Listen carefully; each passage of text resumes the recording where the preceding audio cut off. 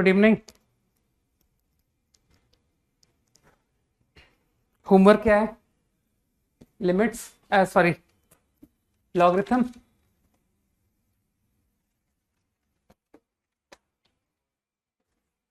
Logarithm का sheet discuss करना है ना, है ना? लॉगरिथम का शीट में क्या करना था? एक मिनट, मुझे एक्सरसाइज पहले याद दिलाओ यार। 20 से स्टार्ट करना है ना, 20 तक हम कर चुके हैं। Okay, 21 to 25, any doubt? 22, 22, 22 में देखो ना, डायरेक्टली कुछ हिंट आ रहा होगा। स्टार्ट करने का क्या हिंट है 22 में? तो ओरली क्लिक कर रहा है क्या कि तीनों को ऐड कर दो? अब 22 लिख दिया है ना? तो तीनों को ऐड करने से log एक्स वाई जेड, यार ये क्वेश्चन पूछना नहीं चाहिए था तुमको, बहुत ज्यादा इजी क्वेश्चन है। log x plus log y plus log z, that is log x y z again. और ये तीनों को ऐड करके देख लो कितना आ गया, 144। तो log एक्स वाई जेड पर दो पॉसिबिलिटी, इट इज 12 और -12। ठीक है, अब मुझे ऐसा लगता है कि log x, log y, log z, अगर तुमने इसे 12 फॉलो किया, इफ इट इज 12, तो log x आएगा 4, log y आएगा, बिल्कुल बच्चों वाला क्वेश्चन था, 1, log z आएगा 7। कुछ समझ में आना चाहिए। And if I go for -12, then it will be -4, -1। हो गया भाई आंसर 22 -7। तो इससे तुम्हारा एक्स वाई जेड का ट्रिपलेट आ गया। 21 को मैं रीडिंग कर देता हूं। 21 जो डाउट पूछ रहा है वो एक्चुअली t प्लस 1/t नहीं पहचान पाया कि सर पहली इक्वेशन t प्लस 1/t बराबर 10/3 लिखा हुआ है। तो इससे गारंटी t के दो आंसर आए होंगे, एक 3, एक 1/3। तो log base y of x is 3 is 1/3। दिमाग लगाओ।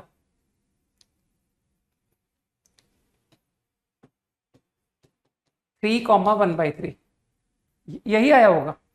तो इससे दो पॉसिबिलिटी, x इज y क्यूब या फिर x इज क्यूब रूट ऑफ y। तो अब मेरे ख्याल से तुम x इंटू वाई 144 दिया हुआ है, तो इससे तुम x और y दोनों निकाल लोगे ना। अब कहां बीच में अटक रहे, कर तो दिया। नहीं नहीं, अब बीच में अटकने का कोई सेंस ही नहीं है। अब तो तुम बहुत बुद्धू कहलाओगे अगर तुम इसके आगे भी मुझसे पूछोगे कि सर y की पावर 4 144 है, मुझे y निकालना नहीं आता है ना, फिर तो कोई क्या कहेगा तुम्हारे लिए। ठीक, कि सर वो y की पावर 4/3 इक्वल टू 144 बन रहा है, मुझे यही नहीं पता कि अब y क्या आएगा। ठीक है ना, अप टू 25, 23 तो मैंने पूरा ही करा दिया था। 23 का ए, जिसको अकल बिल्कुल भी नहीं है, 3.456 की लॉग वैल्यू log 10 34 दिया है, तो उसको बिल्कुल अकल नहीं है क्या कि सर ये 3.456 इंटू 10 लिख लो, और log 10 की वैल्यू 1 होती है। ठीक है ना। 23 का सी, 23 का सी तो मैं क्लास में करा चुका हूं। 2.25 ओरली सुन लेते हैं। ये 1.5 का स्क्वायर है, दिख रहा है कि सर 2.25 जो है, अरे 225 15 का स्क्वायर होता है, और 1.5 को तुम लोगों ने 3/2 लिख लिया क्या? मेरे ख्याल से इतना क्लू बहुत है ना कि सर ये 2 टाइम्स, क्योंकि 1.5 का स्क्वायर विच इज 3/2, 3/2 का स्क्वायर, तो 2 times log 3 minus log 2। Got it? थोड़ी तो मैनिपुलेशन सोचना पड़ता है भाई कि how to convert into 2 and 3। ठीक है, हाँ। Any other? डन। आंसर गलत है पीछे, यार मैंने तो तुमको बता दिया, मेरे हिसाब से तो आंसर गलत नहीं था जहां तक मुझे ध्यान है। ठीक है,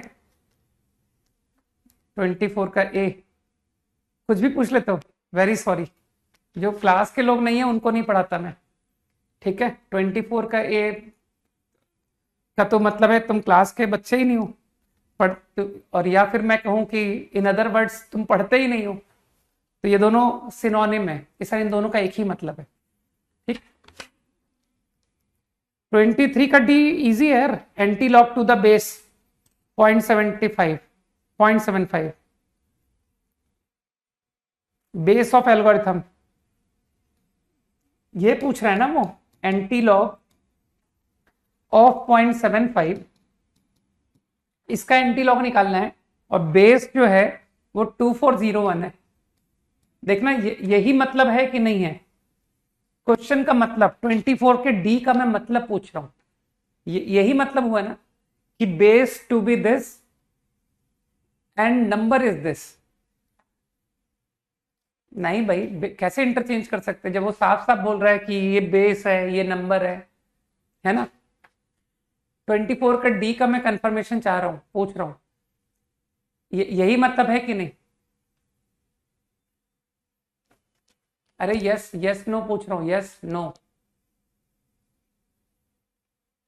नहीं वो 49 का स्क्वायर वो सब तो बात की बातें हैं, मैं तो जस्ट ये पूछ रहा हूं कि इज दिस करेक्ट और नॉट।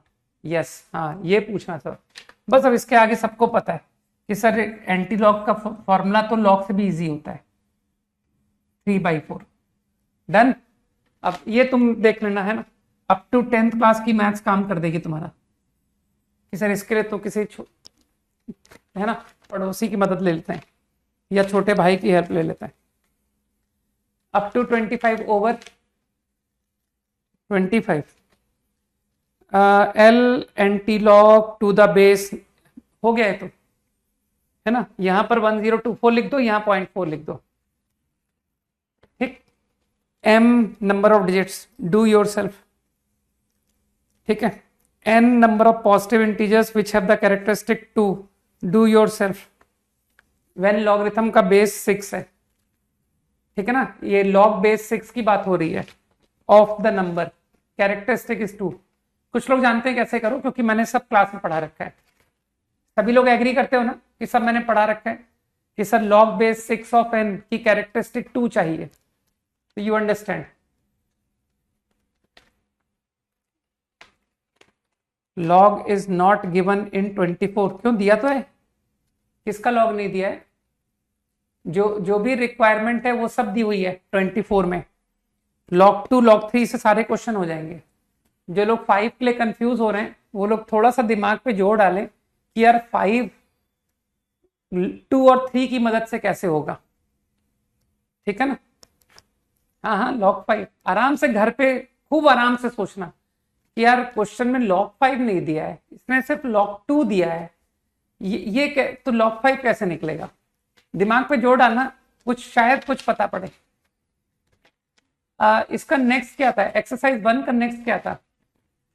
अच्छा, एक ग्रेड कह रहा है कि 2+3 लिख लो, ठीक है, और फिर वो ग्रेड तुमको एक नई थ्योरम भी बताएगा कि sir log of 2+3 is equal to log 2 + log 3।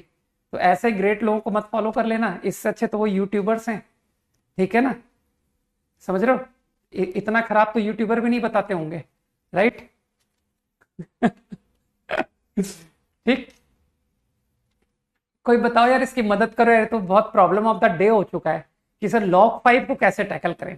एक लिख रहा है log 6 - 1 लिख लो। Good, very good.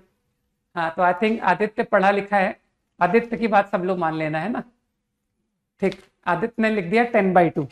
चलो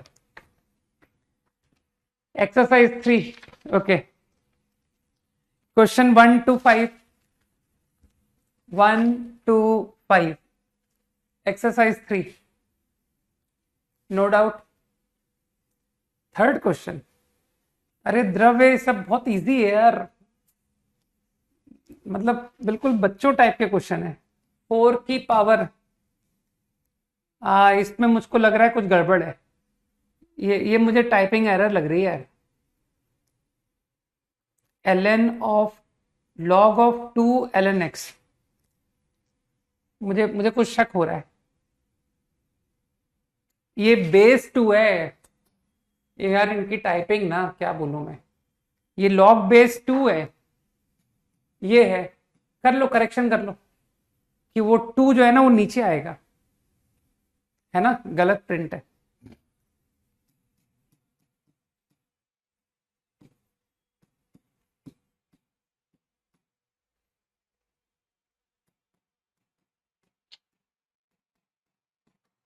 मेरे ख्याल से अब कुछ लोग समझ गए ना। हाँ अब तो हो जाएगा ना कि सर इसको 2 की पावर 2 स्क्वायर, फिर वो स्कूल वाली प्रॉपर्टी, स्कूल वाली प्रॉपर्टी पता है ना कि सर यही तो है स्कूल वाली प्रॉपर्टी। तो आई थिंक ये ln x का स्क्वायर हो गया,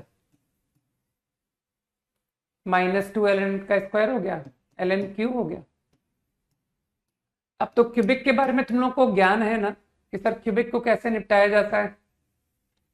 ये -1 और +7 अजीब लग रहा होगा कि सर ये -1 और +7 अलग अलग इसने क्यों लिखा। अब लिखा है तो लिखा है, कुछ मिस्टेक है इसमें। अब क्यूबिक में तुमको पता है ना हिट एंड ट्रायल, तो हिट एंड ट्रायल से कौन सी वैल्यू स्ट्राइक कर रही है, 1 कर रही है, 1 ln x 1। अरे इसको t पढ़ लो यार, बार बार ln x लिखना पड़ रहा है ना। t, तो t -1। अब तो तुम लोग समझदार हो ना कि सर वो divide t cube -t square -2t square, लो -2t स्क्वायर क्रिएट हो गया, प्लस t -5t, तो प्लस t है -6t, माइनस माइनस प्लस, सब कुछ परफेक्ट है ना। और अब तो क्वाड्रेटिक में तो हर कोई एक्सपर्ट है, t -3 t + 2। तो I think these are the values of t, t मतलब ln x, 1 -2 3 डन। e की पावर 1 e की पावर -2 है ना, ln तो सबको ही पता होगा ना।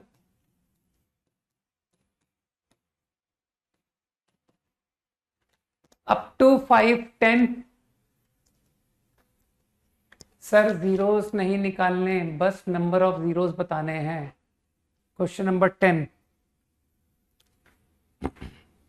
हाँ, नंबर ऑफ साइफर्स का मतलब होता है 0, साइफर का मतलब होता है 0, दिस इज 0, ठीक है। तो number of zeros at the end, digit के नंबर के एंड में, मतलब हम 1 बाय 1 जाएंगे। Question number 4 oral, do your self, this is the best solution. Question number 4 ऐसे 1 या 2 क्वेश्चन करा चुका हूं ना कॉमन बेस में जाकर के। कुछ लोगों को ध्यान आ गया ना कि सर ये जो क्वेश्चन नंबर 4 है इसको हम लोग कॉमन बेस से किया करते थे। अब कॉमन बेस में तुम्हारी खुद की श्रद्धा है, अगर किसी का मन कर रहा हो, जैसे मुझे ऐसा मन कर रहा है कि इसमें सबकी बेस 7 ले ली जाए तो शायद जल्दी हो जाएगा, है ना।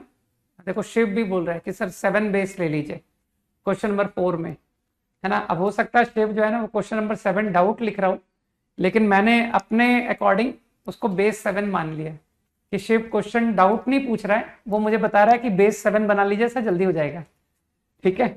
हाँ निशांत भी लिख रहा है। अब तो 4 बन जाएगा। अप टू क्वेश्चन नंबर 10 बोलो भाई। 2 ओरल, ओरल सॉल्यूशन तो यही है कि डू योर सेल्फ, और क्या इससे अच्छा सॉल्यूशन क्या मिलेगा यार। तुम लोग छोटी क्लास की मैथ्स थोड़ा कवर करने की कोशिश करो कि सर ln के अंदर मल्टीप्लीकेशन हो गया, फिर रूट के अंदर x मल्टीप्लाई होकर के आया x² + 1 - x², तो वो रूट के अंदर 1 आ गया, तो ln 1 आ गया ना। ये तो ln + ln, एक सेकंड ठहरो, तो ln के अंदर दोनों नंबर मल्टीप्लाई हो गए, रूट के विद इन मल्टीप्लीकेशन हुआ x² + 1। ये क्या हो रहा है, ये तो 0 आया ना, वो ln 0 हो गया ना, ln 1। अरे बताओ ना यार, वो न्यूमरेटर ln 1 बना कि नहीं, तो इसका मतलब है x = 0 आंसर आया। लेकिन मुझे बताओ तुम x = 0 आंसर कर रहे हो तो क्या तुम इक्वेशन, लॉग की इक्वेशन बगैर मोस्ट इंपॉर्टेंट स्टेप के बाहर निकल जाते हो कि सर x = 0 तो आपकी इक्वेशन को सेटिस्फाई नहीं कर रहा है, आपने डिवाइड बाई ln x कौन पढ़ेगा, बोलो भाई। तो इसका नो सॉल्यूशन हुआ ना, number of values of x, मेरे हिसाब से नो सॉल्यूशन, दैट इज 0। ठीक है ना, नो सॉल्यूशन। तो number of values of x is 0। Got the point? Up to 5 done. यार x इक्वल टू 0 पर लॉग डिफाइन नहीं होता, थोड़ी तो बुद्धि लगा लो। क्वेश्चन क्या 5 ओरल बता दीजिए, क्या बता दो? Number of zeros after decimal, check illustration taken in class, है ना। 18/100 को लोग मैनेज कर लेंगे। ठीक है ना, कि सर इसको हम 2 में, अच्छा इस क्वेश्चन में तुम इस बात को कंफ्यूज तो नहीं हो रहा कि सर इसमें लॉग नहीं दिया है ना। तो इस क्वेश्चन में एक्चुअली थोड़ा डेटा मिसिंग है। तो वो डेटा क्या एज्यूम कर रहा है कि तुम कहीं पीछे के किसी क्वेश्चन से log 2 की वैल्यू इस्तेमाल कर लो। तो जिनको क्वेश्चन नंबर 5 में डाउट है वो लोग जस्ट समझ लें कि इसमें आपको log 2 और log 3 की वैल्यू की जरूरत पड़ेगी। सही है। 18/100 दैट इज 18/100 ही रहने दो कि सर ये 3 स्क्वायर इंटू 2। तो you need to make use of log 3 log 2। तो वो पिछले क्वेश्चन से इस्तेमाल कर लो, 2 log 3 log 2 माइनस 2। अब कर लोगे कि sir this is log n, और log 2 की वैल्यू तुम वो यूज कर लेना। हाँ, इसीलिए कंफ्यूज हो गए थे ना। हाँ वो देना चाहिए, है ना। प्रॉब्लम में log 2 and log 3 will be given, तो वही वैल्यू का इस्तेमाल कर लेना, उससे आंसर मिल जाएगा।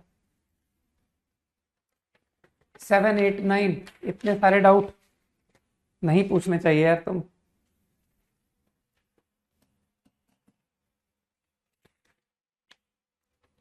कुछ भी पूछ लेते हो यार। log base 60 of 3, log base 60 of 3, गलत तो नहीं लिख रहा हूं? This is a। तो चलो पुट करते जाओ। 1 माइनस a माइनस b,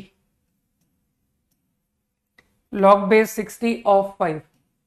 जब गलत हो जाए तो बता देना भाई, हमें भी तो पता पड़े कि सर इतना ज्यादा टफ क्वेश्चन था कि किसी से नहीं बनना चाहिए, है ना। और जो नहीं पढ़ने वाले लोग हैं वो लोग तो एक्चुअली बेमतलब में समय खराब कर रहे हैं। कपिल शर्मा शो देखें, है ना। और अब तो बहुत बड़े बड़े स्टैंड अप कॉमेडियंस थोड़ा लेवल चेंज करें। ठीक है कि सर अब स्टैंड अप कॉमेडियंस का जमाना है, अब हम उनको देखते हैं।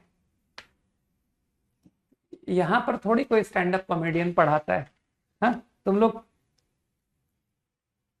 आईआईटी पढ़ाने में ढूंढते हो कि कौन अच्छी कॉमेडी करता है। 60/15 कितना हुआ? 60/15 कितना होता है? 4। जब गलत हो जाए तो बता देना, ठीक ही लिखा होगा ना मैंने। और इसे तो 60 हाँ, log base 60 of 60 divide by 5 कितना होता है? 12। 60 डिवाइड बाई 5 इज 12। अब किसी का इतना लॉग थोड़ी खराब हो सकता है कि सर इसको बेस चेंज फॉर्मूले से log बेस 12 ऑफ 4 लिख सकते हो आप। 12, फिर सर वो स्कूल में पढ़ाते थे कि वो हाफ को आप बाहर लिख सकते थे, फिर आपने पढ़ाया है कि ये पूरा 4 हो गया, 4 की पावर हाफ। सोचो आराम से, सही कर दिया ना। हाँ, आंसर 2 आ गया, बिल्कुल सही है।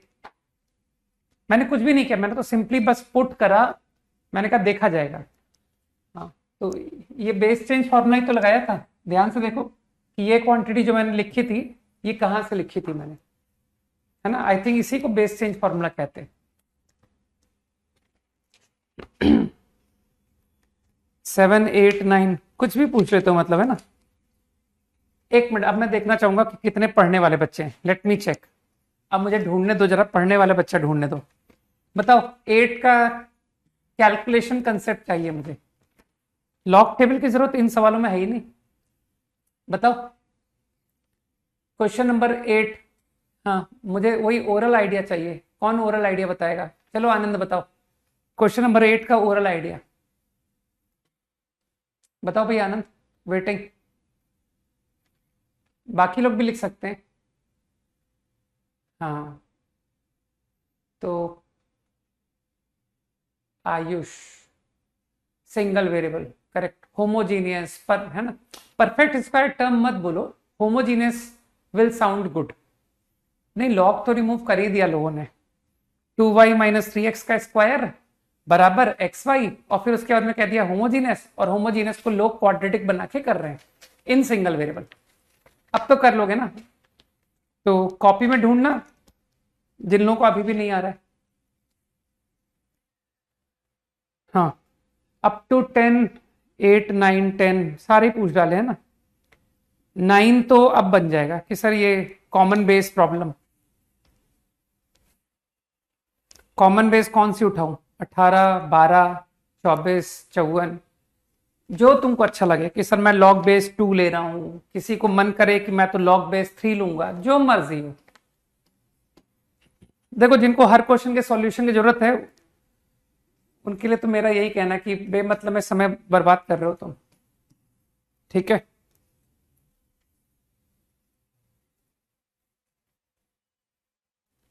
To square 3,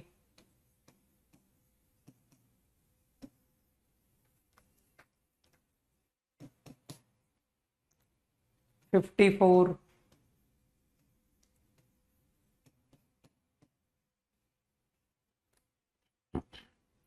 twenty four,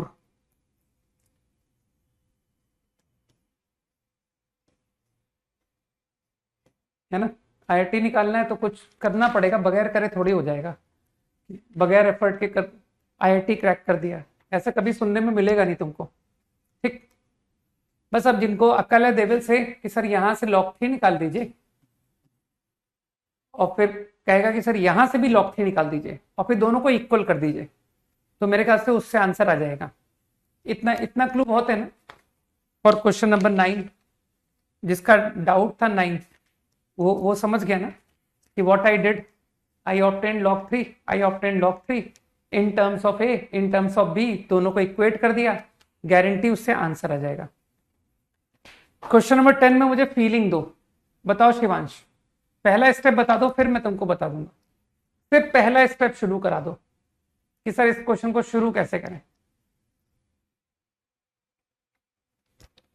Shivansh, wait कर रहा हूं तुम्हारे सॉल्यूशन का, हिंट का। नहीं नहीं नहीं, आगे की बात मत करो। हाँ, प्रियम कह रहा है दोनों साइड लॉग ले लो, है ना। तो शिवांश सीखो यार, तुम भी सीखो, है ना। कहीं ऐसा ना हो तुम्हारे साथ के सारे फ्रेंड सीख जाएं और हम ही रह जाए, है ना। अच्छा नहीं लगेगा तुमको, है ना। तो लॉग बेस 2010 हाफ। अब ये तुमको सोचना पड़ेगा कि ये कैसे लिख रहे हैं। ठीक, 2010 x, x की पावर, ये तुम्हारे सोचने के लिए दिया है मैंने कि मैंने दोनों साइड लॉग लिया और मुझे ये मिल गया। ठीक, मेरे ख्याल से एक्स स्क्वायर की पावर बाहर निकालने का मन बना रहा हूं मैं। तो तुमको पता है मैं एक बार पावर निकालने से पहले एक बार सोचता हूं। मैंने सोचा और मुझे मिला कि यार तुम ले सकते हो बाहर। ठीक, ये स्टेप समझ में आया होगा कि after taking log base 2010 both side using the properties of logarithm, I got this. Now this is a quadratic. Quadratic क्या बन गई? 2t² log x को मैंने t बोल दिया, -40 + 1 is 0। देखना कुछ लोगों को बात समझ आई होगी कि हाँ ये सही कर रहे हैं, है ना, इनका सॉल्यूशन सही है। ये यहां तक परफेक्ट। इतना ही क्वेश्चन है, इतना छोटा क्वेश्चन था क्या? अब ये जो क्वाड्रेटिक है, इस इक्वेशन को उसने कहा है कि x1 x2 इसको सेटिस्फाई कर रहा है, तो बेसिकली वो x की वैल्यू बता रहा है। अब इसे जिससे तुमने क्वाड्रेटिक बोला, नहीं क्वाड्रेटिक सॉल्व करने की एकदम जरूरत नहीं है, विदाउट सॉल्विंग चलो। मुझे बताओ, जिसको तुमने टी बोला है, डोंट यू थिंक कि T is log x? T log x है कि नहीं है? पता नहीं यार, मुझे तो मिस्टेक नहीं लग रही है, तुमको लग रही है तो तुम देख लेना, है ना। मुझे इसमें मिस्टेक नहीं लग रही है।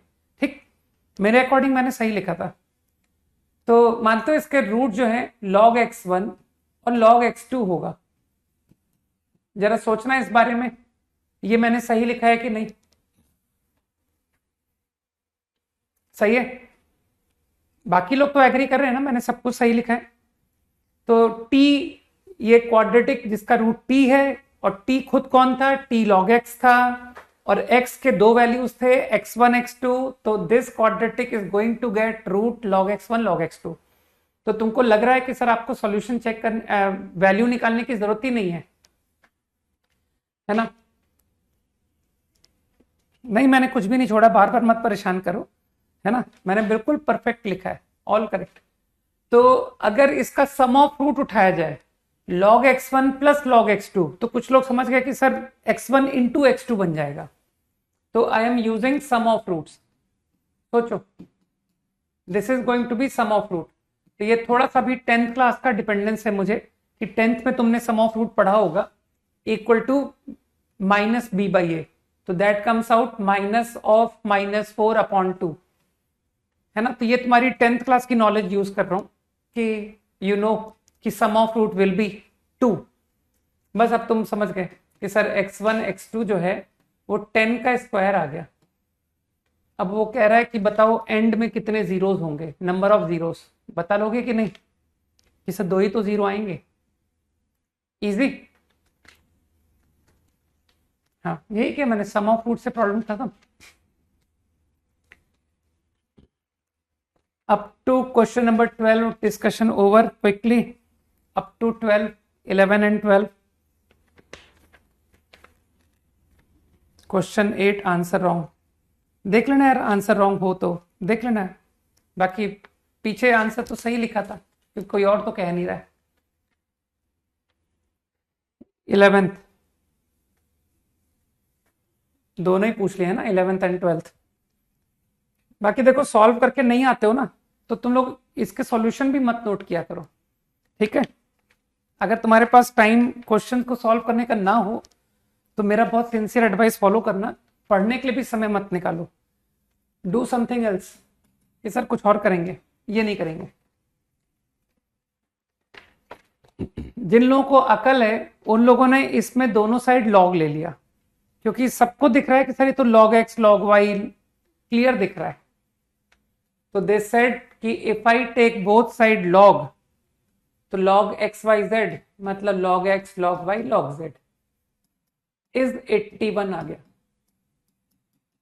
इतनी तो अकल अब तक जनरेट हुई होगी।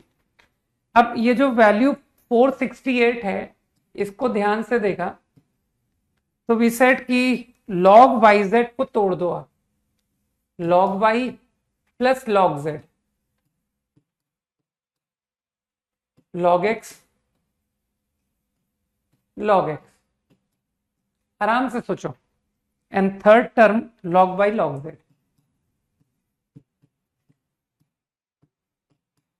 अब जिसको थोड़ी भी अकल है वो तुरंत पहचान रहा है कि यार ये तो a प्लस बी प्लस सी लिखा है, ये ए बी बी सी सी ए लिखा है। तो उसको थॉट आ गया, देखो लिख रहा है सोनाक्षी लिख रहा है ना, और अभिनव लिख रहा है कि sir a plus B plus C का होल स्क्वायर लगा दो, है ना। तो ये स्कूल में जो लोग पढ़े हुए बच्चे हैं ना, ये लोग आंसर कर पा रहे हैं कि सर होल स्क्वायर कर दीजिए, तो ए स्क्वायर बी स्क्वायर सी स्क्वायर। तुम लोग तो थोड़ा सा नोटेशन समझते हो ना।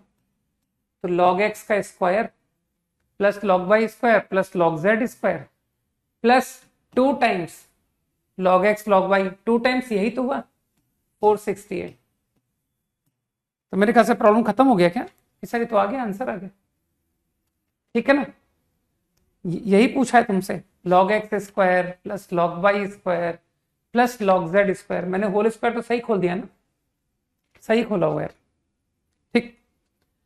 क्वेश्चन नंबर 12 भी पूछ रहा हूं, करो करो, नोट्स बनाओ, बहुत बढ़िया से सॉल्यूशन बनाओ, है ना। अपने छोटे भाई को देना कि देख मैं तो नहीं कर पाया लेकिन तू ही कर ले, है ना। मैं तो ढंग से क्वेश्चन को अटेम्प्ट करता नहीं था, लेकिन तुम ये मिस्टेक मत करना, राइट।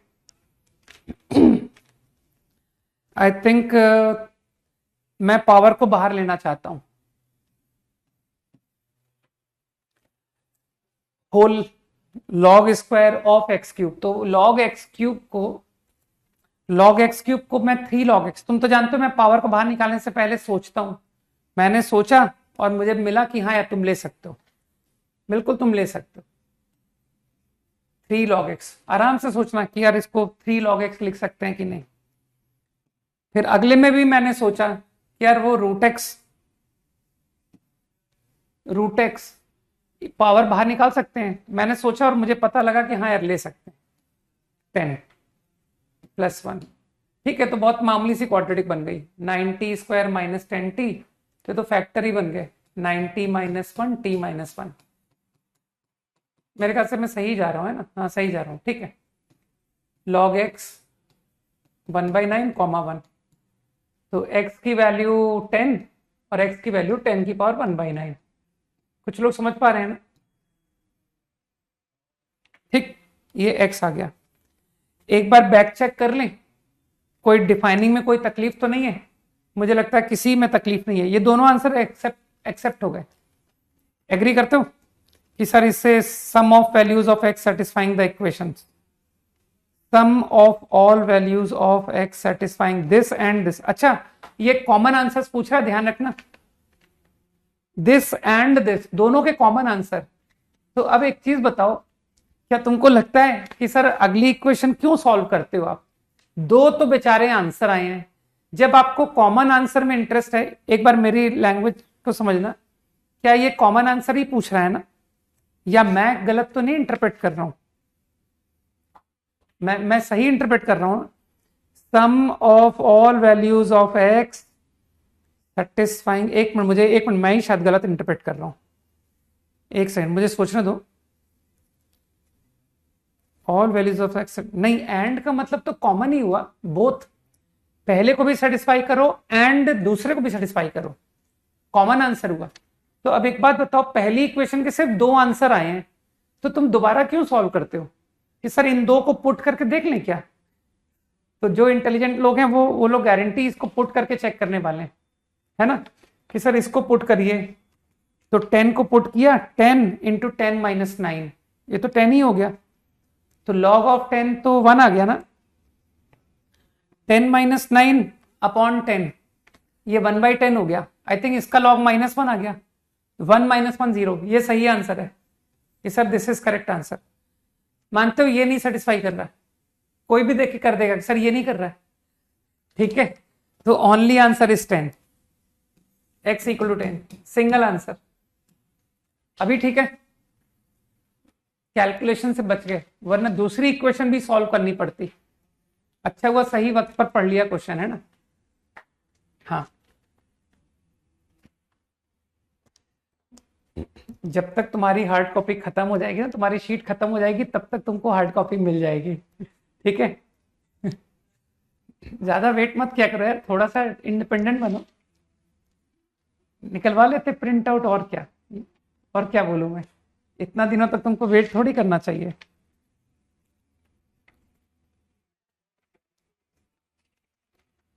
अब एक बार मुझे बस स्टेटस बता दो, अपना एक्सरसाइज 1 फ्री हो गया और अपना एक्सरसाइज, क्या कह रहे हो, कंपाउंड एंगल्स, वो तो खत्म कर चुके हैं ना।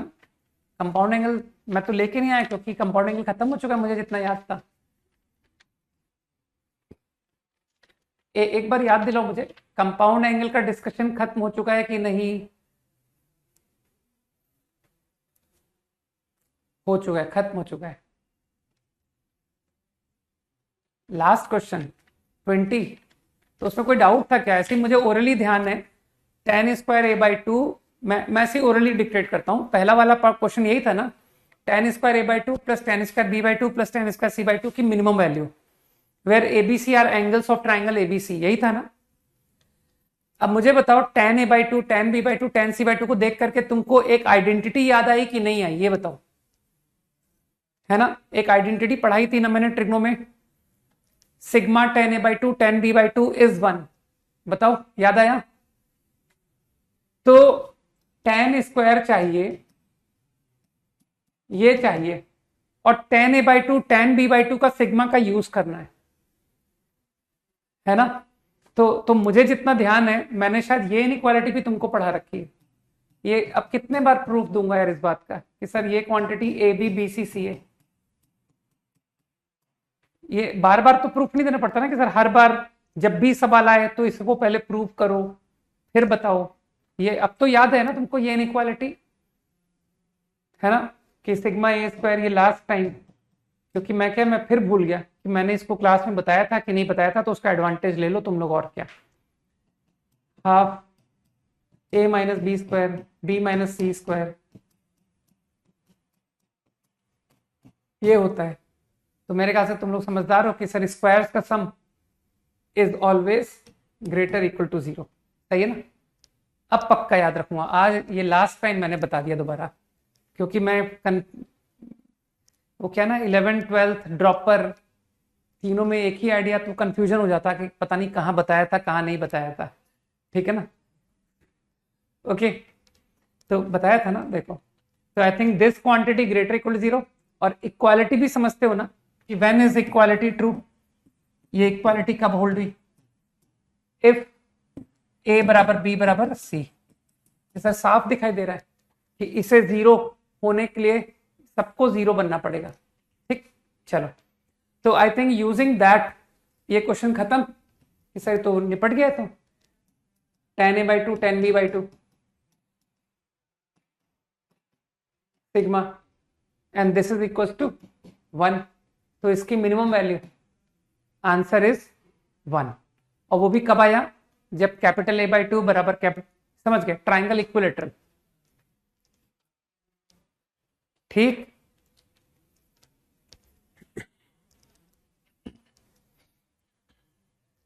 बहुत बढ़िया अटेम्प्ट करके आया करो, है ना, बहुत अच्छे एफर्ट लगाओ। अच्छा टीचर रिक्वायर अच्छा स्टूडेंट, ओके। तो भाई दोनों प्रोपोर्शनल होने चाहिए ना यार, ऐसा थोड़ी है कि तुम मेहनत करोगे नहीं, है ना। Got it. और इसी का सेकंड पार्ट मेरे ख्याल से सिग्मा कॉट ए था, if I am not wrong. Cot a plus cot b plus cot c, ये दोनों रिलेटेड क्वेश्चन थे इज √3। और उसने if and only if and only का क्या मतलब होता है? Both ways ABC is equilateral. If and only term तुम लोग पहली बार सुन रहे हो। इफ एंड ओनली का मतलब होता है अगर ये ट्रू है तो प्रूव करो ट्रायंगल इक्विलेटरल है, ठीक। फिर इसको कन्वर्स भी प्रूव करो। अगर इक्विलेटरल है तो प्रूव करो कि ये ट्रू होगा। तो कन्वर्स तो कोई मूर्ख ही है जो कहेगा कि सर, कन्वर्स तो कोई भी कर देगा कि सर अगर ये इक्विलेटरल है तो एबीसी सब 60 हो गए, पुट कर दो cot 60 cot 60 cot 60 1/√3 3 times, answer √3 आ गया, ठीक।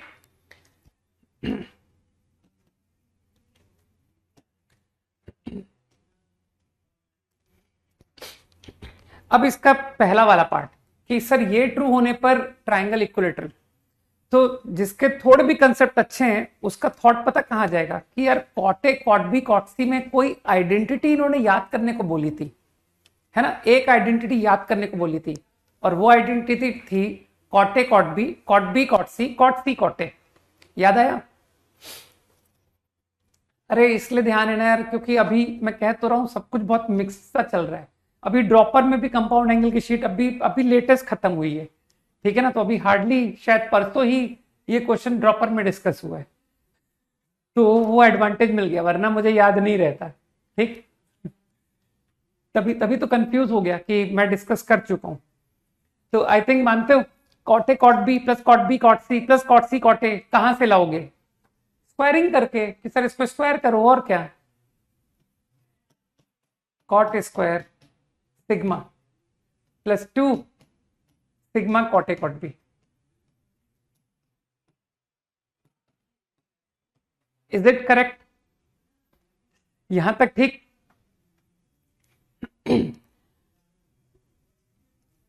अब मुझे बताओ, क्या तुम जानते हो कि सर सिग्मा कॉट स्क्वायर तो ग्रेटर इक्वल होता है अभी अभी आपने वो नोट लिखवाया है, is greater equal to sigma cot A cot B.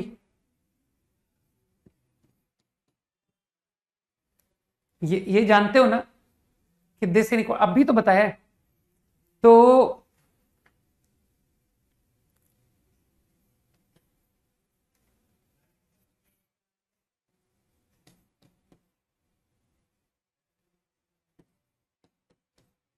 +2 sigma cot A cot B, तुमको लगता है कि सर ये greater equal to 3 sigma cot A cot B आ गया। ये स्टेप समझो मैंने क्या किया। एक बार ये स्टेप समझना।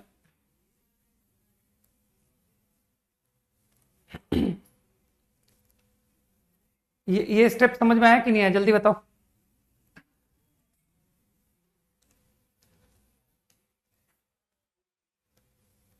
हाँ भाई, है ना। तो आई थिंक इस रिलेशन, अरे मैंने दोनों साइड या 2 कॉट ए कॉट बी जोड़ दिया, इसमें ऐड करो ना, 2 कॉट ए cot b both side add करो, है ना। तो यू गेट दिस। मानते हो इसकी वैल्यू तो 3 है, दिस इज 3। तो तुम्हारे प्रॉब्लम में तुमको ये इक्वल लाना है। तो इक्वल कब आता है बताओ। ये तो इनइक्वालिटी थी, लेकिन मेरे प्रॉब्लम के according I want equality to happen. तो इक्वालिटी कब ट्रू होगी, मानते हो इक्वालिटी तब ट्रू होगी जब यहां इक्वालिटी आएगी। सोचो, इस स्टेप पर इक्वल होना पड़ेगा, तब ये स्टेप में इक्वल आएगा। क्योंकि मेरे ख्याल से समझ रहे हो कि सर दोनों साइड आपने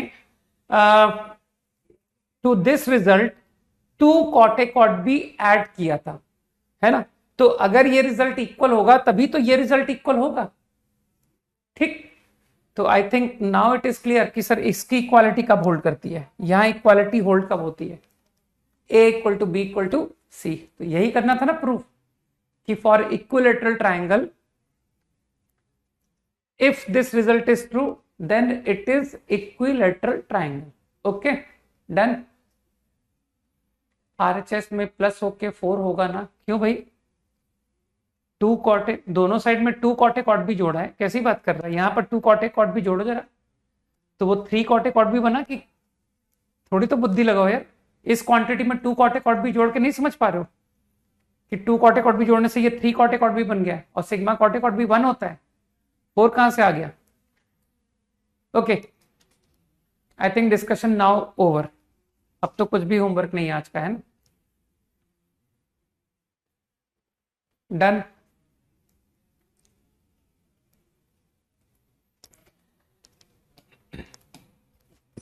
ओके, लास्ट क्लास में हम लोग थोड़ा सा लिमिट्स, है ना, तो तुमको ज्यादा डीप में नहीं जाना है यार, लिमिट्स के ज्यादा डेप्थ में मत जाओ, ठीक। बस मैं ऐसे ही एक रफली तुमको थोड़ा सा फंक्शन का ग्राफ तो तुम थोड़ा सा समझते हो ना, ठीक है ना। एक्चुअली हम लोग थोड़ा सा बेस बना रहे हैं, हमारा जो मेन टारगेट है ना वो फंक्शन का ग्राफ ही बनाने का टारगेट है, ठीक है, राइट। तो जो हम लोग जो पढ़ रहे हैं वो एक्चुअली हम लोग draw the graph of function के लिए ये छोटी छोटी बातें तुमको बताता जा रहा हूं मैं। तो एक्चुअली मैं ज्यादा डिटेल नहीं बताना चाहता था, लेकिन फिर भी थोड़ा सा देख लो। Suppose y versus x, this is your f x, मान लो R2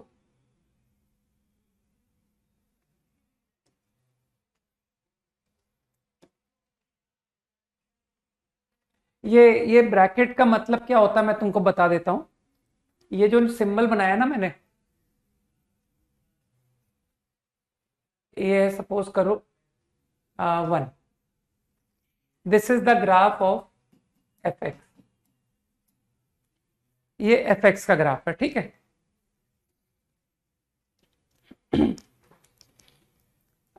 ये जो ओपन सिंबल है, ओपन सिंबल का मतलब ये होता है, ये एक नोटेशन है एक्चुअली, जो हम लोग यूज करते हैं ये सिग्निफाई करने के लिए कि फंक्शन की वैल्यू जो है ना वो 1 पर, वो 2 नहीं है, वो 1 से जस्ट लेस तक ग्राफ यहां पर गया और फिर जैसे ही मैंने कहा x इक्वल टू 1 तो x इक्वल टू 1 पर ग्राफ यहां चला गया। ठीक है, तो ग्राफ समझे, ये सिंबल का मतलब समझ गए कि ये हमने हाईलाइट करने के लिए यूज किया है कि your f x do not take value 1 x equal to 1 पर फंक्शन यहां डिफाइंड नहीं है, x इक्वल टू 1 पर वो यहां डिफाइंड है। ठीक है, अब मुझे बताओ इस प्रॉब्लम में तुमसे पूछा जा रहा है लिमिट x टेंडिंग 1, ये मेरा क्वेश्चन है। ठीक, ये मेरा क्वेश्चन है। हाँ, तो तुमको लग रहा है कि सर यहां पर x टेंडिंग 1 का मतलब है x just less than 1, x just more than 1। तो जिसको लिमिट का थोड़ा भी आइडिया है उसको लग रहा है कि सर नेबरहुड तो दो तरह की होती है, एक नेबरहुड जहां नंबर 2 से छोटा है, 1 से छोटा है, और एक नेबरहुड जहां नंबर 1 से बड़ा है। तो क्या तुमको लग रहा है कि सर जब मैं 1 से लेफ्ट नेबरहुड देख रहा हूं तो फंक्शन की वैल्यू 2 आ रही है? ठीक, तो एक्चुअली उसे हम लोग ना लेफ्ट हैंड लिमिट बोलते हैं। ये सब तुम्हारे लिए अभी थोड़ा टाइम वेस्ट है, क्योंकि ये क्या है ना, तुम अभी पढ़ोगे और तुम भूल जाओगे, क्योंकि इसका ना अभी तुम लोग एप्लीकेशन करोगे नहीं, है ना। Left hand limit, in short LHL, इसको नोटेशन लिखते हैं हम x टेंडिंग, थोड़ा फील करने की कोशिश करना, 1 माइनस, 1 माइनस से तात्पर्य है 1 से थोड़ा कम, मतलब तुमसे फंक्शन की लिमिटिंग वैल्यू पूछी जा रही है for the neighbourhood when your function is less than 1, when your x is less than 1। Function की टेंडिंग वैल्यू बताओ for x which is just less than 1। ठीक है, उसे हम लोग LHL कहते हैं। मतलब दो पड़ोसी है ना, एक लेफ्ट वाला पड़ोसी और एक राइट वाला पड़ोसी, तो योर लेफ्ट हैंड जो वैल्यू है ना उसको LHL बोलते हैं, लेफ्ट हैंड लिमिट। तो अब तुम समझ रहे हो कि सर फ्रॉम ग्राफ मैं आपको आंसर कर सकता हूं योर LHL इज 2। ठीक, इसका तो दो आंसर नहीं है ना, इसका तो एक सिंगल आंसर आया ना। हाँ बोलो कि सर इसका आंसर तो 2 आएगा, because you are asking me tending value, है ना, फंक्शन की वैल्यू जो एफ एक्स अप्रोच कर रहा है for x just less than 1। तो just less than 1, I am not looking at 1, I am looking for x just less than 1। तो मुझे फंक्शन की वैल्यू 2 जाती हुई दिख रही है। उसी तरह से there is a term right hand limit which we call RHL, जिसे हम लोग सिंबल इस तरह से सिंबल से लिखते हैं। इससे फील हो रहा है कि सर अब आप डिस्कस कर रहे हो क्लोज टू 1 बट मोर, 1 से बड़ा। तो अब फंक्शन की तुमको टेंडिंग वैल्यू देखनी है for x just more than 1। तो just more than 1 if you see, तो you will find your f(x) tends to take the value 3। So this is 3। ठीक, अब प्रॉब्लम क्या है कि जब मैं लिमिट x टेंडिंग 1 बोलता हूं ना, तो उसमें दोनों पड़ोस की वैल्यू जब सेम आती है ना, तब लिमिट एग्जिस्ट कहलाती है। तो इफ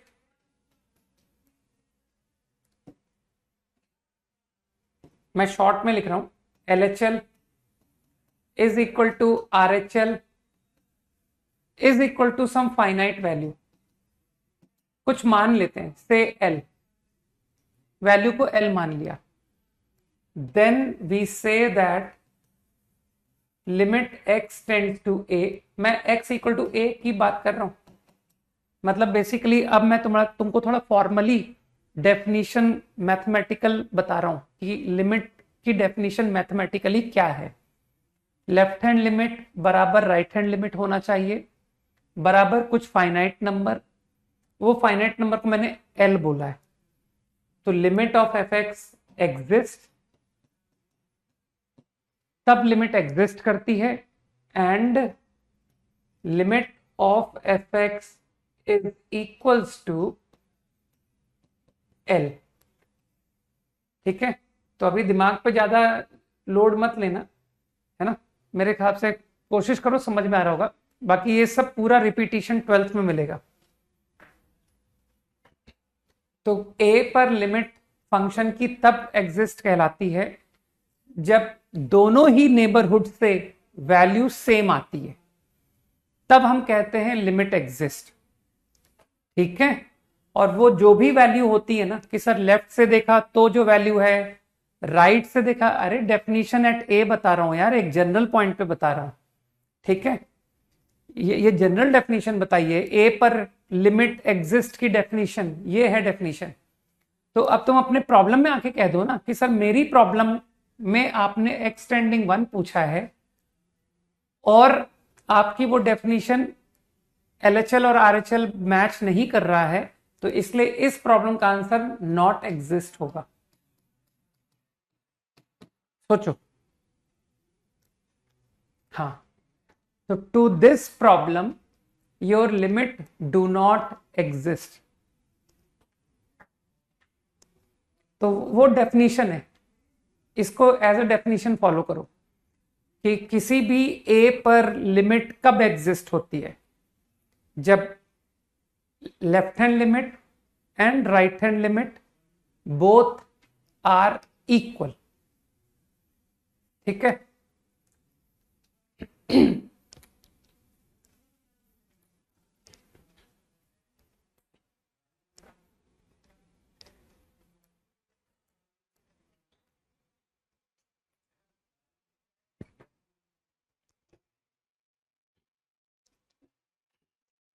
देखो इन्फिनिटी होने पर क्या है ना, तुम लिमिट की वैल्यू इन्फिनिटी लिख दो तो भी वो सही कहलाता है, अगर अगर दोनों लिमिट इनफाइनाइट आ रही हो। ठीक है ना, लेकिन जिसको अकल है वो जानता है कि sir number is equal to infinity, तो ऐसा कोई नंबर ही नहीं होता कॉल्ड इंफिनिटी। तो इसलिए अगर नंबर की वैल्यू इंफिनिटी आती है तो उसको लोग नॉट एग्जिस्ट भी कहना प्रेफर करते हैं। ठीक है ना,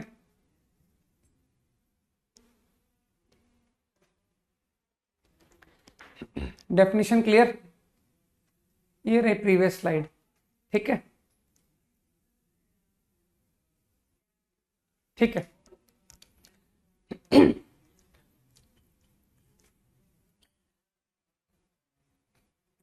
अगर फंक्शन इज लाइक दिस, मान लो, अब तुम इस नोटेशन का मतलब समझ रहे हो ना, ये तुम्हारा ग्राफ है, x equal to 1, this value is 1, this value is 2।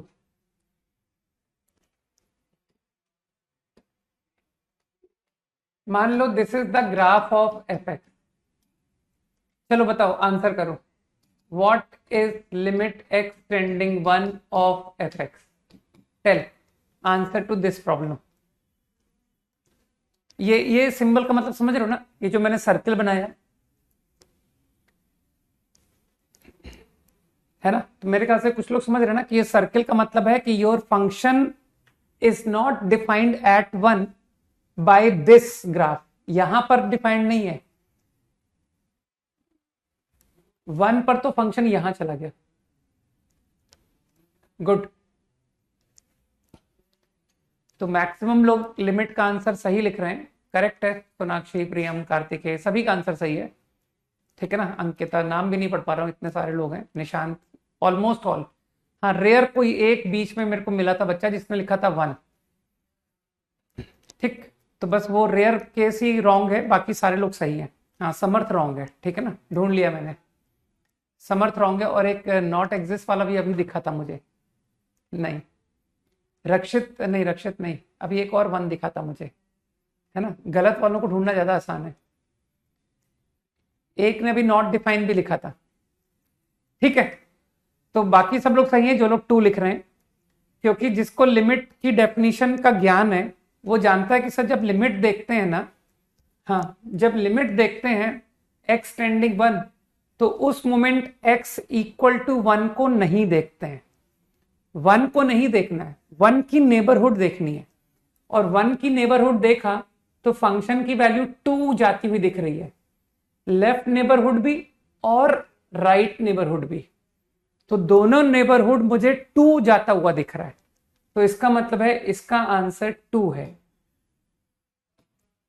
ठीक, बस अब मुझे लगता है इतना तुम्हारे लिए लिमिट का ज्ञान बहुत है कि सर लिमिट जो है वो फंक्शन की एक अप्रोचिंग वैल्यू है जो फंक्शन ए की नेबरहुड में लेता हुआ फील होता है।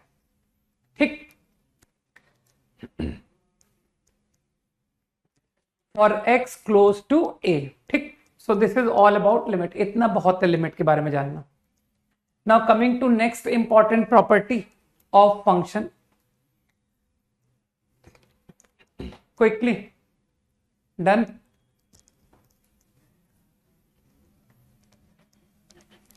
Now I want to know something about continuity. ये सब बातों को बहुत ध्यान से पढ़ो, क्योंकि अगर नहीं पढ़ोगे तो तुमको क्वाड्रेटिक इक्वेशंस और आगे वाले आने वाले चैप्टर्स में कुछ मुश्किलें पैदा हो सकती हैं। ठीक है, क्योंकि है थोड़ा बहुत एप्लीकेशन 11th के टॉपिक में जरूरत पड़ता है। Continuity of function,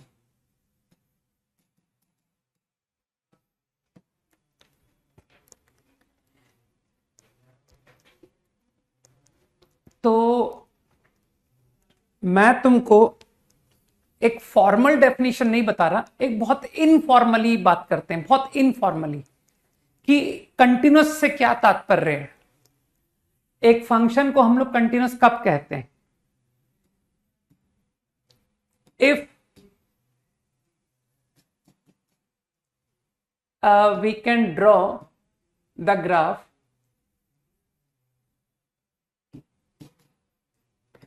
graph of fx without raising pen।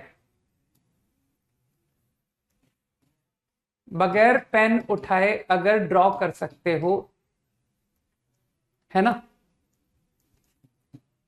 Then function fx is said to be continuous function।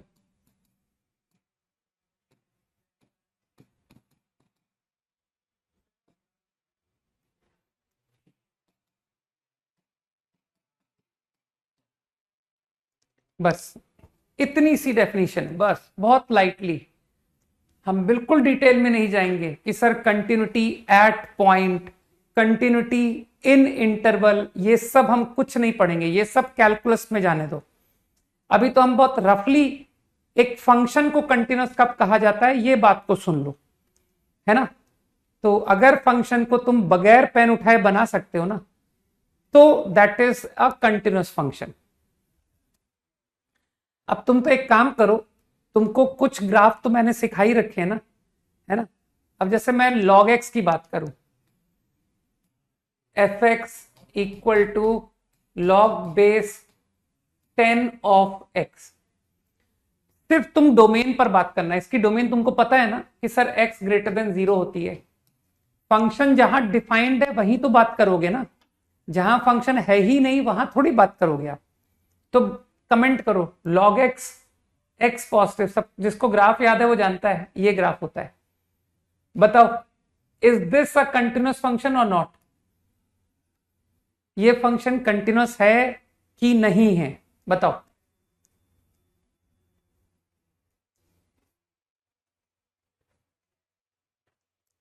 जब जो सवाल पूछूं उसका जवाब देना है ना। कुणाल पिछली स्लाइड में आके क्या करोगे? तो मेरे ख्याल से कई लोग समझ गए कि सर ये कंटिन्यूस है, बगैर पेन उठाए बन तो रहा है, तो दिस इज कंटिन्यूस। सही है, कंटिन्यूस। अब मुझे बताओ fx equal to sine x for all x belongs to r, पूरा, is this a continuous function?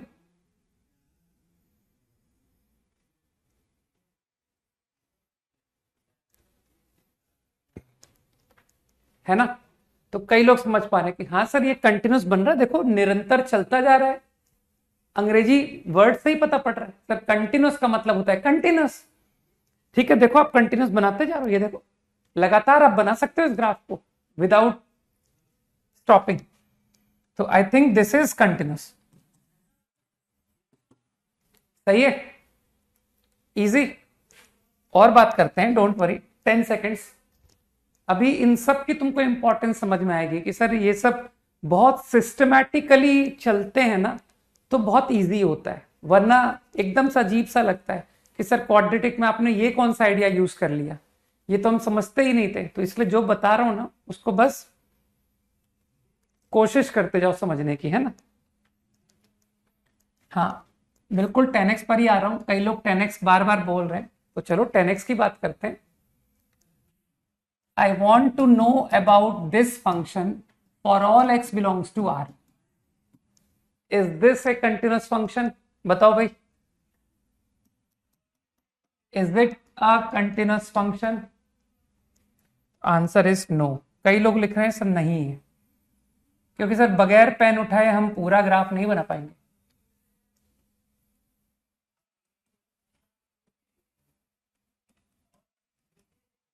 Feel कर पा रहे हो ना?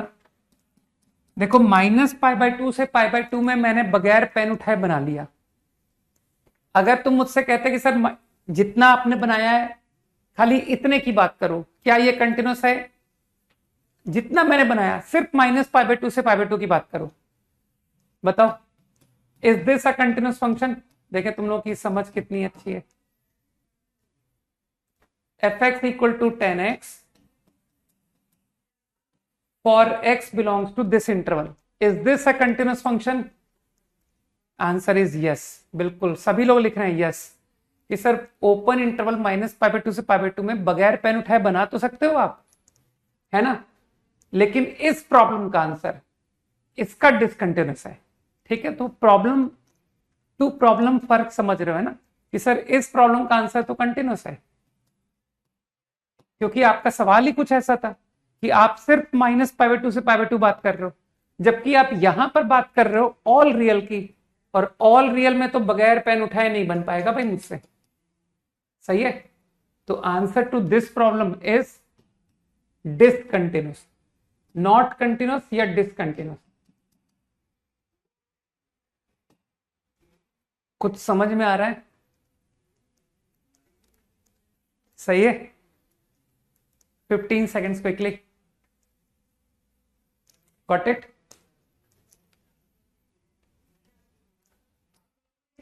सिंपल लग रहा है ना, लाइफ इज सिंपल, है ना।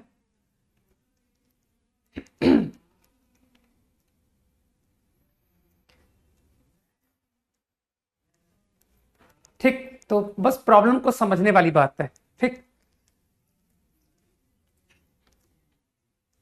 एक्स के पहले का साइन, अच्छा ये साइन, इसको लेके कंफ्यूज हो, इसका मतलब होता है फॉर ऑल, फॉर ऑल। अब ठीक है,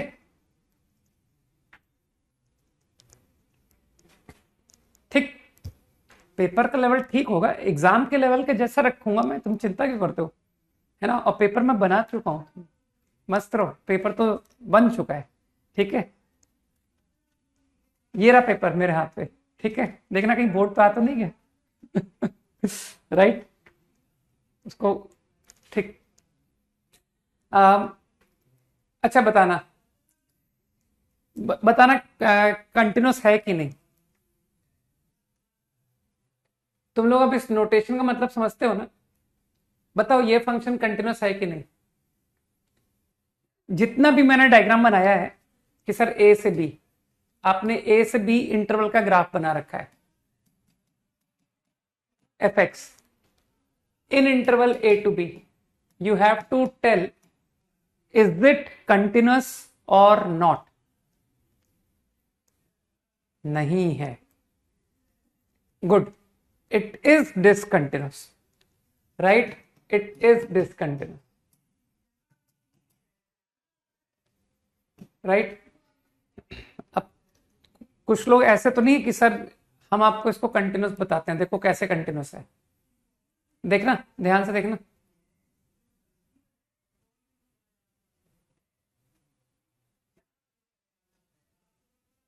कहां पेन उठाया? ये कंटिन्यूस है कि नहीं है बताओ? कि सर पेन तो उठा ही नहीं, आप तो गलत कह रहे हो। अरे मृण्मय, ये सब बातें क्यों पूछते हो यार? एक बार बताओ, कोई बीमार हो जाता है तो वो धीरे धीरे करके कवर करता है ना, इन सब बातों को क्यों एक रनिंग क्लास में क्यों पूछते हो? ठीक है ना, जो रनिंग है उस पर ध्यान दो, और जो छूट गया है उसको धीरे धीरे करके कवर करना। ओवर राइटिंग है इसलिए कंटिन्यूस नहीं है, क्योंकि सर आपने ओवर राइट किया है। ऐसे थोड़ी होता है फंक्शन आप एक के ऊपर एक बना दोगे, गलत है। एक्चुअली ये जो सिंबल है ना, ये सिंबल है, ये एक नोटेशन होता है इस बात को हाईलाइट करने के लिए। नहीं नहीं नहीं, गलत बात, ओवर राइटिंग वगैरह नहीं है। लॉजिक, लॉजिक क्या है मैं बता रहा हूं, ध्यान से सुनो। ये जो सिंबल होता है, ये एक पॉइंट जो ग्राफ में नहीं है, function at this point is not taking this value, हम उसे दिखाने के लिए ये सर्कल दिखाते हैं। लेकिन एक्चुअल क्या है पता तुमको? एक्चुअल कि सर एक्चुअल ये है, ये है एक्चुअल, बीच में गैप है, गैप। ठीक, अब एक्चुअली तुम एक चीज सोचना, एक ग्राफ बना हुआ है, ये ग्राफ बना हुआ है। अब मैं तुमसे कहूं कि एक पॉइंट x बराबर 2 को मिटा दो, तो अगर मैं तुमसे यहां पर x बराबर 2 पॉइंट को मिटाने के लिए कहूंगा, तो क्या तुमको लगता है कि सर आपको एक बड़ा सा गैप दिखाई देगा? Is it? एक पॉइंट को मिटाने से तुमको कुछ लगता है ना? तो कुछ लोग जो स्मार्ट है वो लोग समझ रहे हैं कि सर एक पॉइंट को आप मिटाओगे ना, तो जो नॉर्मल पर्सन है वो तो इस ग्राफ में और x इक्वल टू 2 पॉइंट को मिटाने के बाद के ग्राफ में अंतर ही नहीं समझ पाएगा। एक पॉइंट अगर मिटेगा तो तुमको लग रहा है कि सर मुझे तो कुछ फर्क नजर ही नहीं आएगा, है ना? तो उसके लिए समझ रहे हो सर, माइक्रोसॉफ्ट समझ पा रहे हो ना बात? माइक्रोसॉफ्ट बोल दिया यार मैंने। अब यार आजकल जमाना माइक्रोसॉफ्ट, गूगल है ना, फेसबुक, कंपनीज है ना, माइक्रोस्कोप। ओके, तो मैग्नीफाई करके देखा हमने। Getting my point? तो ये जो मैंने बनाया ना पिक्चर, कहां चला गया ये पिक्चर, इसको हमने मैग्नीफाई करके दिखाया है। तो वो एक्चुअल में क्या है? वो एक पॉइंट है, पॉइंट। ठीक है, तो समझ गए ना बात को? अब मानते हो कि सर हाँ ये डिसकंटिन्यूस है, this is discontinuous, agree quickly? तो I think you understand now, है ना? तो ग्राफिकली तुम डिसकंटिन्यूस फंक्शन को पहचान जाओगे, दिस इज डिसकंटिन्यूस, राइट? ठीक, अब ऐसे ही बताना मुझे, if graph is like this, then what is your answer? Your graph is continuous or discontinuous?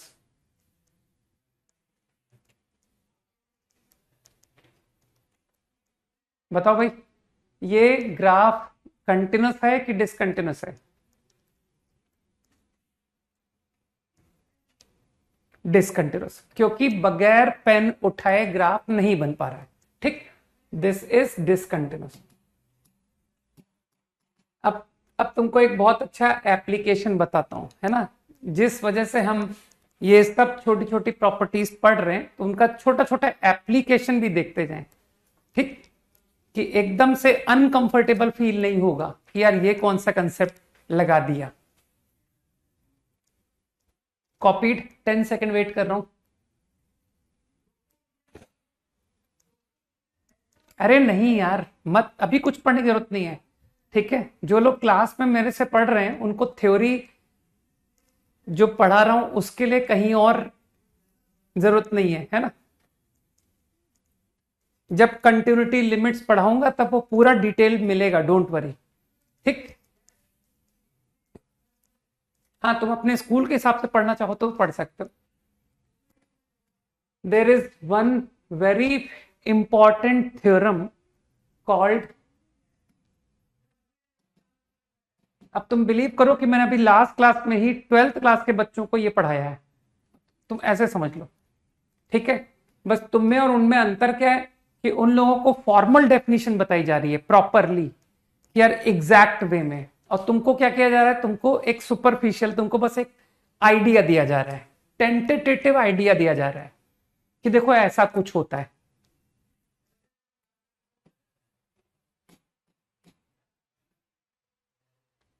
Intermediate value theorem called IVT. नहीं, अभी तुम लोग ब्लैक बुक एंड ऑल में समय ले सकते हो, है ना। अभी मैं 1 वीक तक तो होमवर्क उससे नहीं दे रहा हूं, क्योंकि अभी मेरी शीट बाकी है। जब तक लॉग की शीट खत्म नहीं होती है ना, ट्रिग्नो की तो खत्म हो गई, तो उसके बिफोर मैं अभी किसी बुक पर नहीं जाऊंगा, डोंट वरी। और स्टार्टिंग में जितना मैं अपने आप को समझता हूं, तो स्टार्टिंग में मैं ब्लैक बुक से ही दूंगा, डोंट वरी। ठीक, कि सर शुरुआत में क्वेश्चन थोड़े आसान, येलो बुक एकदम से दे दूंगा तो थोड़ी टेंशन में आ जाओगे। पहले अपन इजी लेवल करेंगे, उसके बाद टफ। ठीक, तो let us know about this theorem. तो इसको मैं तुमको एग्जैक्ट डेफिनेशन नहीं बताना चाहता, मैं बहुत लाइट वे में बताना चाहता हूं, है ना। तो कॉन्सेंट्रेट करके समझना क्या मतलब है। इफ fx इज कंटिन्यूस, अगर फंक्शन कंटिन्यूस है, ठीक है ना, एक एग्जाम्पल के फॉर्म में समझना। एंड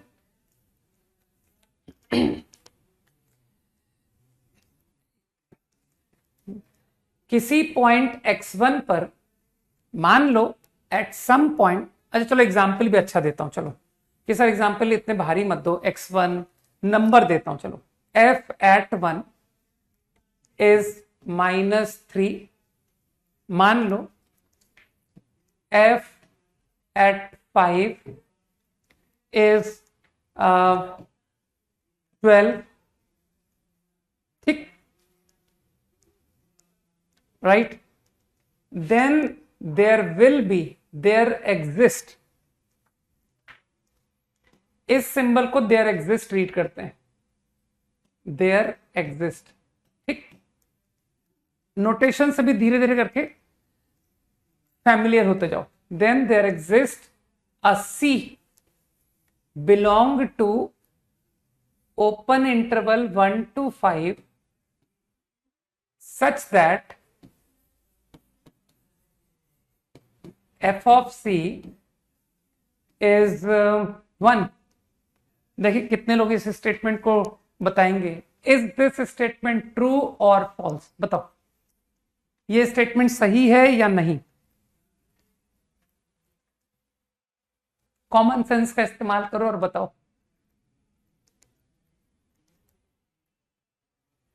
क्विकली,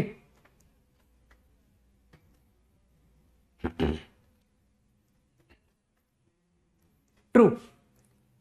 अच्छा, एक फॉल्स भी बोल रहा है, किसने फॉल्स लिखा था, यश ने फॉल्स लिखा है, ओके। और कोई फॉल्स वाला, अभिनव भी कह रहा है फॉल्स है, गुड। और कौन फॉल्स का है, आयुष कह रहा है, ठीक है, 3 लोग फॉल्स है ना, अभिनव, आयुष एंड एक और जो था। और कोई सपोर्ट में, Aditya, good, very good, Aryan, Shreyam, Saud, Vishwajeet, क्या बात है, अब तो फॉल्स की संख्या बढ़ रही है, हादी, ओके। तो ये जितने फॉल्स वाले हैं दे आर फॉल्स, है ना। और उनका फॉल्स का कारण क्या है कि sir they are saying false, that's why they are false, ठीक है। And those who are saying true are true, ठीक। तो आई गेस कि जिनको अकल है दे विल से कि सर देखो फंक्शन ने एक 1, -3 पॉइंट है, y वर्सेस x, एक पॉइंट है 5, 12। तो जो ग्राफ है फंक्शन का वो इन दोनों पॉइंट से पासिंग होगा कि नहीं होगा, पासिंग ग्राफ होगा, ठीक। अब मुझे बताओ, ये दोनों पॉइंट को ज्वाइन करके एक कंटिन्यूस फंक्शन बनाना है। कंटिन्यूस फंक्शन समझते हो कि ये 2 पॉइंट को ज्वाइन करता हुआ ग्राफ ऐसा होना चाहिए जिसको मैं बगैर पेन उठाए बना सकूं। तो तुम कुछ भी ट्राई कर लो कि सर कैसे भी कोशिश कर लो, आपको यहां से यहां तक जाते वक्त -3 और 12 के बीच में जितने y आ रहे हैं, y समझते हो? आई थिंक चलो दिखा देता हूं, ये लो x एक्सिस, y एक्सिस, मेरे ख्याल से अब ज्यादा समझोगे, है ना? तो तुमको लगता नहीं सर -3 से लेकर 12 तक का कोई भी y छूटेगा नहीं, फंक्शन को सारे y अटेन करने पड़ेंगे, क्योंकि मुझे बगैर पेन उठाए ग्राफ बनाना था, है ना? तो ऐसा आप कर ही नहीं सकते कि -3 और 12 के बीच में there is a value 1 and it is never attained, संभव ही नहीं है, उसको कभी ना कभी तो अटेन होना ही पड़ेगा, ठीक है ना? हाँ, 2 अभिनव है क्लास में, ओके, एक ट्रू अभिनव है और एक फॉल्स अभिनव है। चलो, तो तुम लोग अपने अपने नाम के आगे कर दो कि सर अभिनव टी, और दूसरा जिसका गलत था वो लिखेगा अभिनव एफ, ओके? राइट।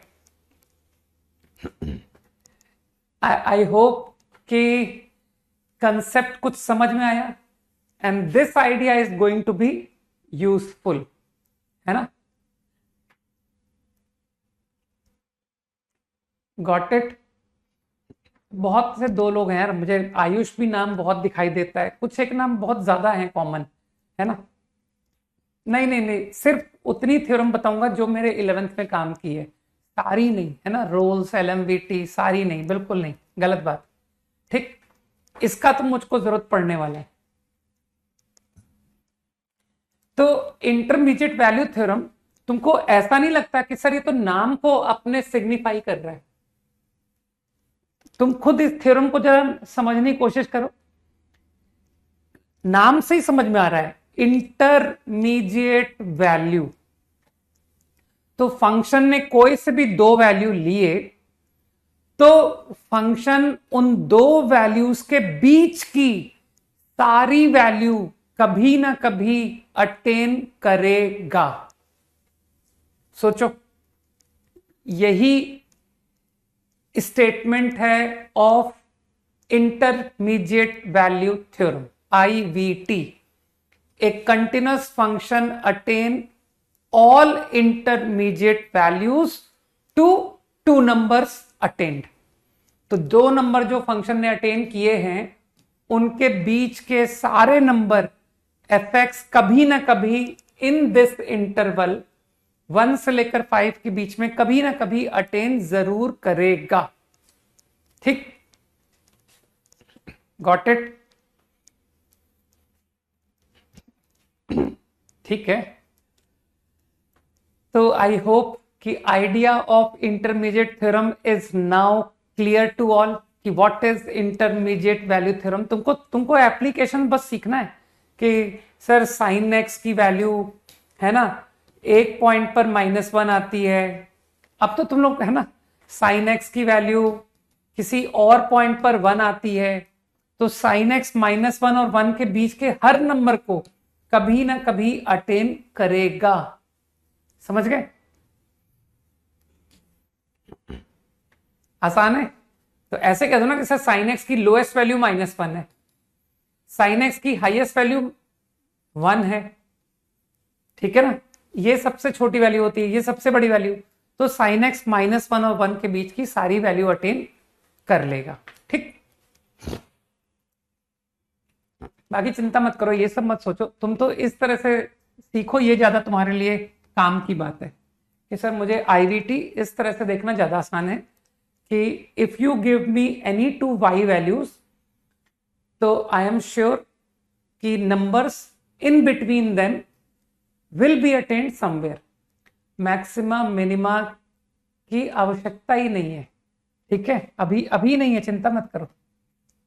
अभी तो मैंने 12वीं वालों को नहीं पढ़ाया यार मैक्सिमा मिनिमा, तुमको कैसे पढ़ा दूं? हाँ, और मजे की बात तुमको आएगा कि सर आप मैक्सिमा मिनिमा पढ़ा के निकल गए और जब पढ़ोगे तो you will come to know कि सर आपने मैक्सिमा मिनिमा पढ़ा दिया और कैलकुलस बड़ी कम इस्तेमाल की उसमें, डिफरेंशिएशन एंड ऑल। आप जो 11th में टॉपिक्स इस्तेमाल करते थे उनका बहुत ज्यादा इस्तेमाल करते हो, ठीक है। तो जो मैं जब पढ़ाऊं ना उस मोमेंट उस पर पूरा कंसंट्रेट करो, क्योंकि जब 12th या जो भी चैप्टर पढ़ रहोगे तो मैं पीछे का कंसेप्ट इस्तेमाल करके बोलूंगा कि देख वो ट्रिग्नोमेट्री में पढ़ाया था ना ये कंसेप्ट, देख इससे एक लाइन में सवाल हो गया। और वही कंसेप्ट मैं कहूंगा कि देख अभी जो पढ़ रहे हैं ना कंसेप्ट कॉल्ड कैलकुलस, देख उससे देख 4 लाइन में हो रहा है। समझ रहा है? तो अगर तुम ऐसा कुछ चाहते हो ना कि तुम थोड़ा लोगों से अलग, है ना, कि लोग यहां हैं और तुम यहां हो, तो ऐसा अगर तुम चाहते हो ना तो जो भी बता रहा हूं उसको बहुत बढ़िया से समझते जाओ बस।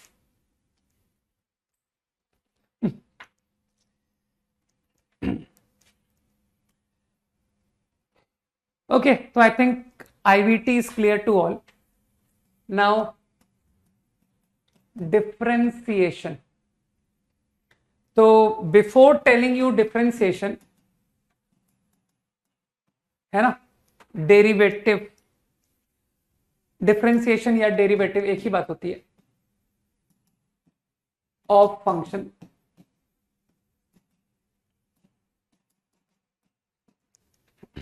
उसके पहले मैं थोड़ी सी बातें और जानना चाहूंगा। कुणाल, सारी बुक्स के मामले में ज्यादा दिमाग मत लगाओ, तीनों एक साथ ही मंगा लो, ठीक है ना, बार बार मत कंफ्यूज हो।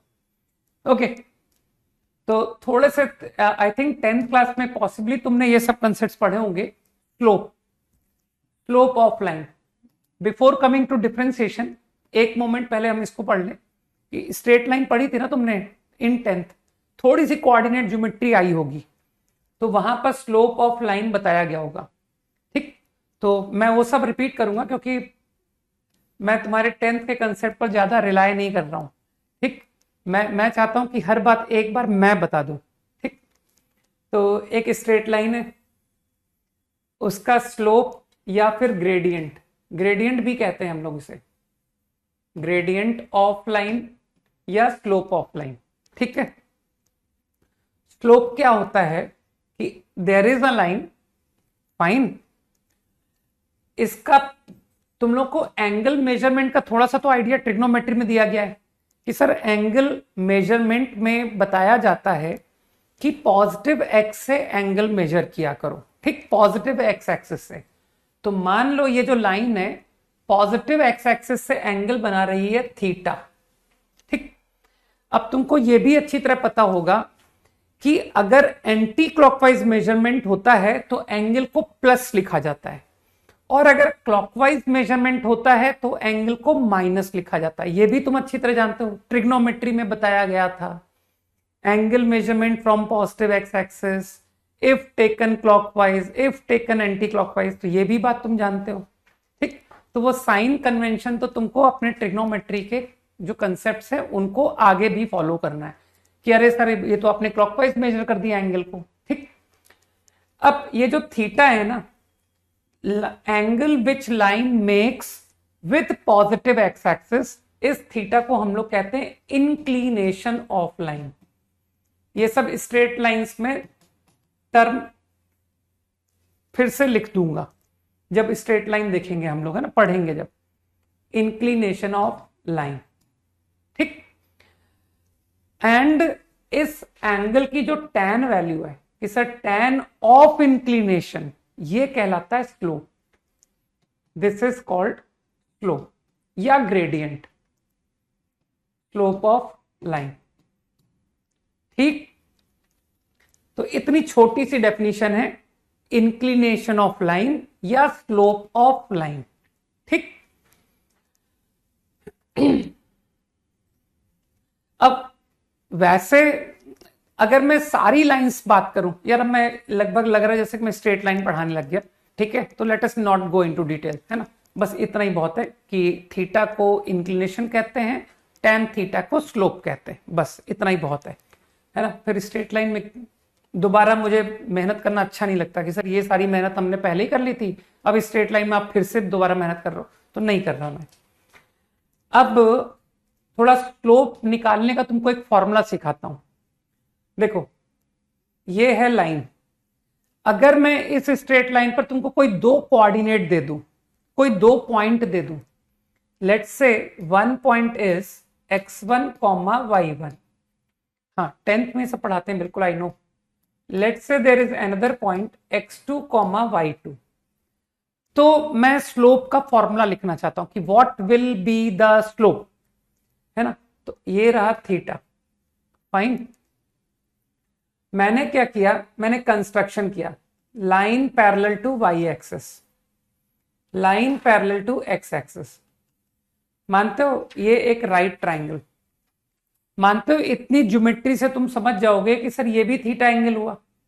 हाँ बोलते जाओ फटाफट कि सर ये थीटा एंगल हुआ. फाइन. अब तुम आराम से, तुम तो एल्टीट्यूड अपॉन बेस समझते हो, तो from this diagram you will say कि सर ये जो हाइट है ये y2 माइनस y1 है. समझ पा रहे हो ना, हाइट तो समझ पा रहे हो ना. ये y1, ये y2, तो ये जो हाइट है, अरे ये y1 है ना यार, और ये कितना है, ये y2 है. तो इतनी मामूली ज्योमेट्री तो समझ ही जाते हो. सिमिलरली दिस लेंथ, है ना, तो तुम कोऑर्डिनेट में इतना तो समझते हो कि सर ये x1 है, ये x2 है, तो what is this length, is x2 minus x1. ठीक. तो आई गॉट टू नो कि यार ये जो स्लोप है from diagram, from this right triangle, you can easily सी कि y2 minus y1 upon x2 minus x1. तो इसको as a formula I will apply कि एक लाइन का स्लोप क्या होता है. अगर मुझको कोई दो पॉइंट पता है तो y का डिफरेंस अपॉन x का डिफरेंस सेम ऑर्डर में. अगर ऊपर y2 माइनस y1 लिखा है तो नीचे x2 minus x1. This is the value of slope. ठीक.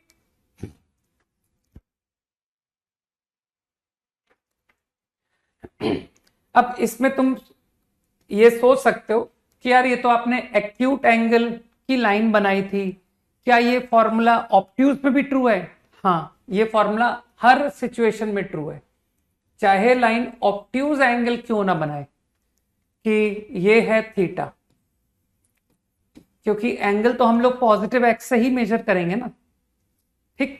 तो पॉजिटिव एक्स से एंगल मेजर किया, इस पर कोई दो कोऑर्डिनेट दिखाए कि सर ये कोऑर्डिनेट है x1 कॉमा y1, ये कोऑर्डिनेट है x2 कॉमा y2. सही. अब तुमने फिर से कंस्ट्रक्शन किया कि सर एक पैरेलल टू y एक्सिस बनाते हैं, एक पैरेलल टू x एक्सिस, तो ये एक राइट ट्राइंगल हो गया. हाँ बोलते जाओ फटाफट कि हाँ सब कुछ ठीक है. अब ये एंगल, जिसको अकल है वो समझ रहा है कि सर ये एंगल जो है ना, ये पाई माइनस थीटा एंगल है. सोचो इस बात को. Agree. This is pi minus theta angle. Now what is this height. तो आई थिंक जो ऊपर पॉइंट है उसका y बड़ा होता है ना, ये y2 माइनस y1 है. मुझे नहीं लगता इसमें किसी को तकलीफ है कि सर ये y2 माइनस y1. अरे कोऑर्डिनेट समझते हो ना, कोऑर्डिनेट जो ऊपर होता है ना पॉइंट, उसका y बड़ा होता है. ये लेंथ कितनी है, जो राइट में होता है ना पॉइंट, उसका x बड़ा होता है. तो मानते हो ये लेंथ है x1 माइनस x2. इतना समझ पा रहे हो. तो from this right triangle altitude upon base, तो यू कैन फॉलो कि sir tan of this angle which is pi minus theta is y2 minus y1 upon x1 minus x2. अब तुमको तो ट्रिग्नोमेट्री आती है, यू अंडरस्टैंड कि sir ये तो माइनस tan थीटा हो गया. And now you again got the formula. यार ये तो सेम रिजल्ट आ गया. तो मेरा सीधा सा पॉइंट है कि स्लोप को रट लो कि स्लोप क्या होता है, difference of y upon difference of x, that is slope of line. Okay.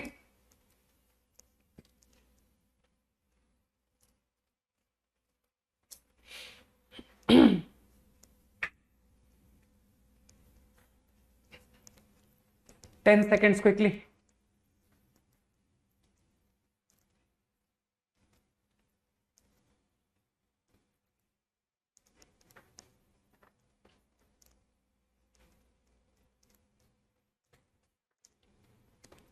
Done.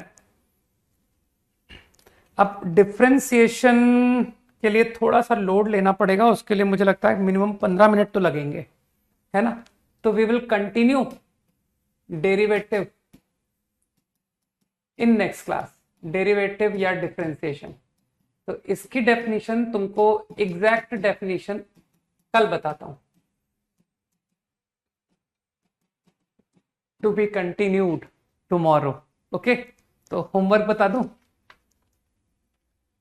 Logarithm का शीट हमने exercise 1 we have completed, exercise 3 also we have completed, है ना। तो तुमको थोड़ा सा जोश आ रहा होगा ना कि सर जेई एडवांस कर लूं पहले, देखो मेरे जेई एडवांस पे कितने नंबर आते हैं, नहीं। तो चलो तुम्हारा क्यूरियोसिटी, वैसे तो मैं एक्सरसाइज 2 करने के फेवर में ज्यादा हूं, क्योंकि एक्सरसाइज 2 करते हैं, नॉट एक्सरसाइज 4, क्योंकि ये तो रैंक प्रेडिक्टर है ना यार, इससे मेरे को अपना प्रोग्रेस पता पड़ेगा। तो before moving to 4 let us first do exercise 2। Exercise 2 log, क्योंकि कल है क्लास तो इसलिए ज्यादा नहीं दे सकता, है ना। तो only 12 questions, there are 20 questions यार, 13 कर लो चलो। 13 is a prime number and prime number is very lucky, है ना। चलो इतना ही होमवर्क दिया मैंने, ठीक है। चलो बाय, जय हिंद। और जो लोग थोड़ा मतलब जिनमें एनर्जी ज्यादा है कि सर हमारा होमवर्क हमारे हिसाब से कम है, they can finish exercise 2, they can finish exercise 4, उनके लिए कोई लिमिट नहीं है, वो खत्म कर सकते हैं, ठीक। चलो भाई बाय, जय हिंद। तो बुक के बारे में मेरा कहना है कि book, black book, yellow book order कर लो यार। क्या करना होगा कि सर हर दूसरे तीसरे दिन में पिज्जा खाते थे, थोड़े कम पिज्जा खा लेना, और क्या है ना। क्योंकि सबको पता है कि सर ये किताबें वो हैं जिनको खरीद करके पढ़ने से और मेहनत करने से जिंदगी भर पिज्जा खा सकते हैं, राइट। वरना पेरेंट्स से मांग करके ही पिज्जा खाना पड़ेगा हमेशा, नहीं। चलो बाय, जय हिंद, गुड नाइट।